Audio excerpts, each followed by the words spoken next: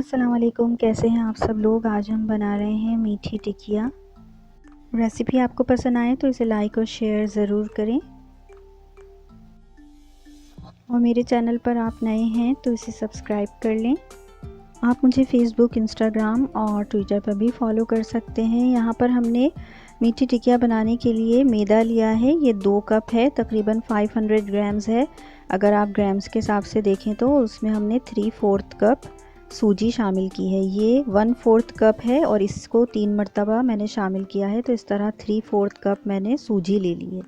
इन दोनों चीज़ों को हम मिक्स कर लेंगे। साथ ही हमें यहाँ पर घी ऐड करना है। आप ऑयल भी शामिल कर सकते हैं, लेकिन घी ज़्यादा अच्छा रहता है इन ट्रेडिशनल रेसिपीज़ में। तो मैं तकरीबन 5 टेबल स्पून के करीब घी शामिल कर रही हूँ। ये टेबल स्पून है, मेजरिंग स्पून से मैं ले रही हूँ। अगर आप टेबल स्पून से लें जो घर में नॉर्मली होता है तो फिर आप उसे चेक कर लें हाथ से, इसको मिक्स करके इस तमाम चीज़ों को। तो जिस तरह से मैं भी आपको आगे बताऊंगी उस तरह की इसकी कंसिस्टेंसी हो जाएगी, या उस तरह से ये होल्ड करेगा, तो उसका मतलब होगा कि घी जो है वो बिल्कुल काफ़ी है इस रेसिपी के लिए। तो हमें इसको मिक्स करना है तीनों चीज़ों को बहुत अच्छे तरीके से।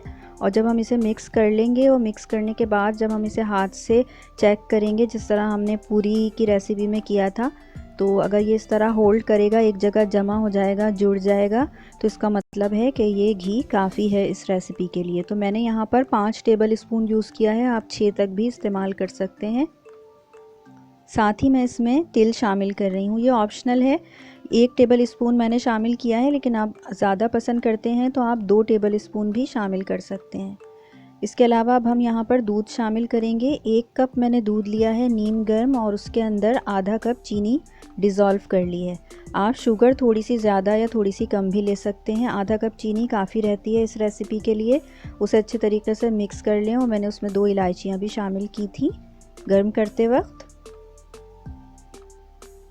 इलायचियों को मैंने तोड़कर शामिल किया था और उसके बाद उन्हें छान लिया था, तो इस तरह से इलायचियों की खुशबू आ गई है। आप इलायची का पाउडर शामिल कर सकते हैं इस मिक्सचर में, आधा टीस्पून के करीब। अब हम इसे गूंद लेंगे, ना ज़्यादा सख्त गूंदेंगे और ना ही ज़्यादा नरम। सूजी शामिल करने की वजह से ये डो बाद में भी थोड़ा सा सख्त हो सकता है, क्योंकि सूजी काफ़ी पानी जज़्ब कर लेती है, इसलिए इस चीज़ का भी ख्याल रखें। फिर हम इसे ऑयल लगाकर कवर करके रखेंगे। तकरीबन 1 घंटे तक मैंने इस डो को रेस्ट दे दिया है, और 1 घंटे बाद मैंने इसे 2 हिस्सों में डिवाइड कर लिया है। अब मैं इसे बेल रही हूँ।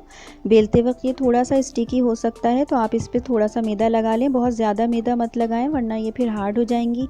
इस तरह से इन्हें हम बेल लेंगे, और थोड़ा सा ज़्यादा थिकनेस इसकी रखेंगे। तकरीबन 1/4 इंच के करीब इसकी थिकनेस आप ज़रूर रखें, क्योंकि अगर आपने इसको बहुत पतला बेल दिया तो फ्राई करते वक्त ये गोलगप्पे या पानी पूरी की तरह फूल जाएंगी, वो हमें नहीं चाहिए। हमें इसको थोड़ा सा मोटा रखना है।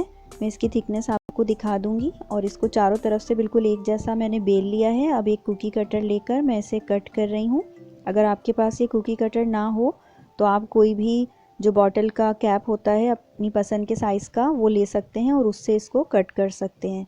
तो मैंने ये सारे इस तरह से कट कर लिए हैं। तकरीबन 24 के करीब इस 500 ग्राम्स मैदे से ये टिक्कियाँ बन गई हैं। अगर आप रेसिपी डबल करना चाहें, ज़्यादा आपको चाहिए हो, तो आप डबल कर सकते हैं। ये देखें, इसकी कम से कम इतनी थिकनेस आप ज़रूर रखें। और साइड में एक ट्रे पर मैं इस तरह से इनको रखती जा रही हूँ, और उसके बाद मैं कवर कर दूँगी इन्हें, ताकि ये ड्राई ना हो। और जो आटा हमारे पास बच रहा है इसको हम दोबारा से बेल कर दोबारा से कट कर लेंगे। तो इस तरह से तमाम टिक्कियाँ हम तैयार कर लेंगे।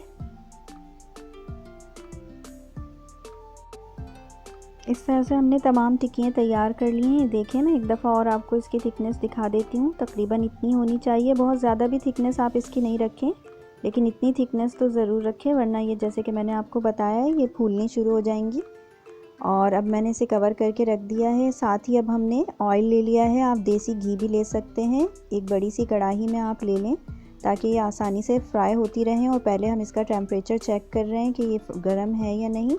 हमें मीडियम हीट पर इन्हें तलना है, लेकिन तेल को पहले आप थोड़ा गर्म कर लें। अच्छा, जब तेल गर्म हो जाए तो चूल्हे को आप मीडियम हीट पर सेट कर दें, और इस तरह से फिर हम फ्राई कर लेंगे। एक वक्त में मैं 4 टिक्कियाँ तैयार कर रही हूँ। ये एक साइड से जब हल्की सी ब्राउन हो जाएंगी तो फिर मैं इनकी साइड चेंज करूँगी, और इन्हें हमें बहुत ही अच्छा सा गोल्डन ब्राउन कलर देना है। अब मैंने इनकी साइड्स चेंज कर दी हैं और थोड़ी थोड़ी देर के बाद मैं इनकी साइड्स चेंज कर रही हूँ, और जब ये गोल्डन ब्राउन सी हो जाएंगी तो फिर मैं इन्हें तेल से निकाल लूँगी। आप इन टिक्कियों को 15 से 20 दिन तक सेव करके भी इस्तेमाल कर सकते हैं, बहुत आसानी से रह जाती हैं। तो एक साथ आप इन्हें बनाकर रख सकते हैं। ये देखिए इनका बहुत ही खूबसूरत सा गोल्डन ब्राउन कलर आ गया है। तो अब मैं इन्हें निकाल रही हूँ। बहुत ज़्यादा अगर डार्क हम इन्हें करते हैं तो ये बाद में भी थोड़ी सी डार्क हो जाती हैं, तो वो कलर अच्छा नहीं लगता। तो मैं इन्हें अभी निकाल रही हूँ। देखें कितना खूबसूरत सा इनका कलर आया है। अब हम इन्हें निकाल लेंगे और मैं आपको इन्हें डिश आउट करके दिखाती हूँ। साथ ही मैं दूसरी जो टिक्कियाँ हैं वो फ्राई करने के लिए इस तेल में शामिल कर दूँगी। तमाम टिक्कियों को हमने फ्राई करके निकाल लिया है इस तरह से। बहुत ही मज़ेदार तैयार हुई हैं, बहुत ही क्रिस्पी हैं, इनका कलर भी बहुत ही अच्छा आया है। आप इन टिक्कियों को सेव करने के लिए एयर टाइट कंटेनर में रख सकते हैं। इन्हें हम आराम से रूम टेम्परेचर पर रखकर काफ़ी दिन तक इस्तेमाल कर सकते हैं। इस रेसिपी को ज़रूर ट्राई करें और मुझे बताएं कि ये रेसिपी आपको कैसी लगी। अपना ख्याल रखिएगा। अल्लाह हाफ़िज़।